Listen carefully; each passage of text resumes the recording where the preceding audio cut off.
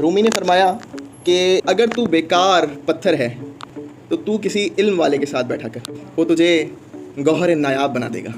हमने रूमी की नसीहत पर अमल किया, नायाब पत्थरों के साथ, इल्म वालों के साथ बैठना शुरू किया। और मेरी ज़िंदगी की जो इल्मी शुरुआत है जर्नी की, वो वही चंद उस्तादों से, जिनमें शुरुआती नाम सर वहीद का आता है। सर वहीद का मेरी ज़िंदगी पे, मेरी शख्सियत पे बहुत गहरा असर है, इतना गहरा असर कि मैं उसे ना कभी भुला सकता हूँ। और वो जो है एक टर्निंग मोमेंट साबित होता है मेरी ज़िंदगी का। बहुत ही इंतहाई इनकसारी और इंतहाई शुक्रगुजारी के साथ मैं सर को बुलाना चाहूँगा आपकी भरपूर तालियों में सर अब्दुल वहीद चांडियो साहब। Dear students, Assalamu alaikum. I'm really pleased to be with you. So, I'll start my session with a poem of Shah Abdul Latif Bhetai, which is related to the topic we are talking on today. कदें थिजे बकरो, कदें थिजे कात, कदें थिजे कन, कदें थिजे वात. You know, two essential points of communication: ear and mouth. The topic which has been given to me is communication. You know, this topic is not new for me, but indeed it's new for most of the students here. You know, this thing needs a sincere consideration.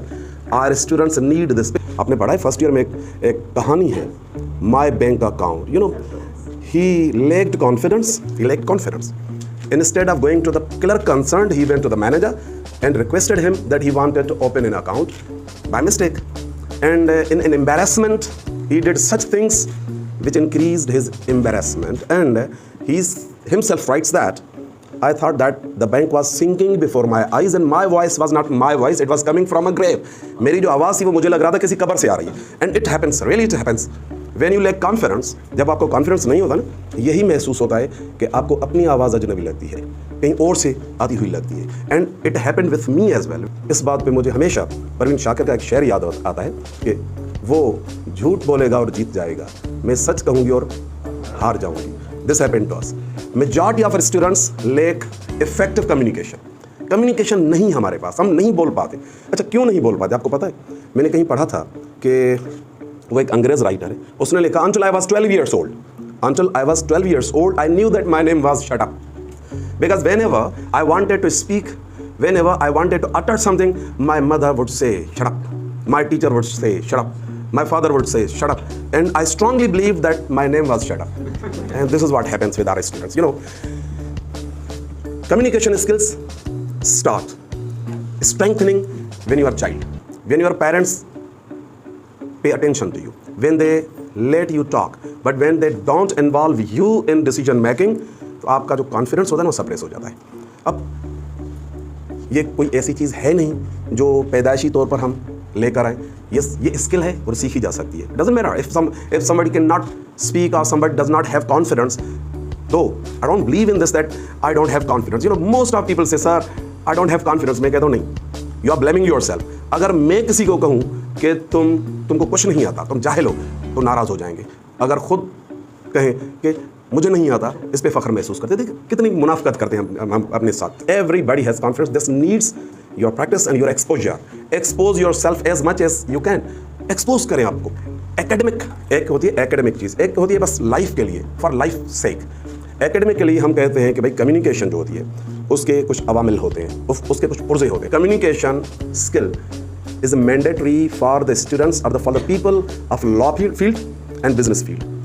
इन दोनों fields के लिए बहुत ज़रूरी. In a survey made by Harvard University, it was concluded that communication comprises only 7% of words. 7% communication लफ्ज़ों की होती है, बाकी 93% not words. और verbal and non-verbal communication क्या होती है ये आपको अगर यहाँ सिंध में कहीं जाकर हम किसी को कहें तो शायद वो लड़ने तक आ जाएंगे कि सर आप ठेंगा दिखा रहे हैं, ये क्या, ये.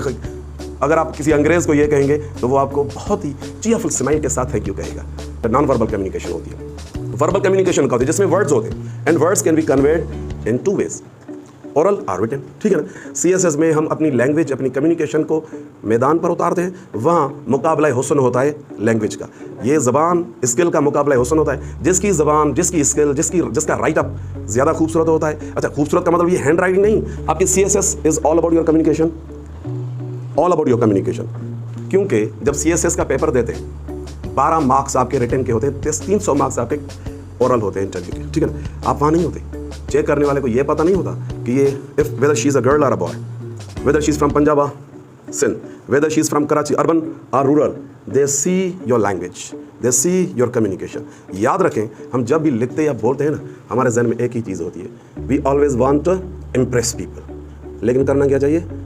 We should express ourself. The simpler the better, whether it is oral communication और it is a written communication. आपका मैसेज पहुंचे।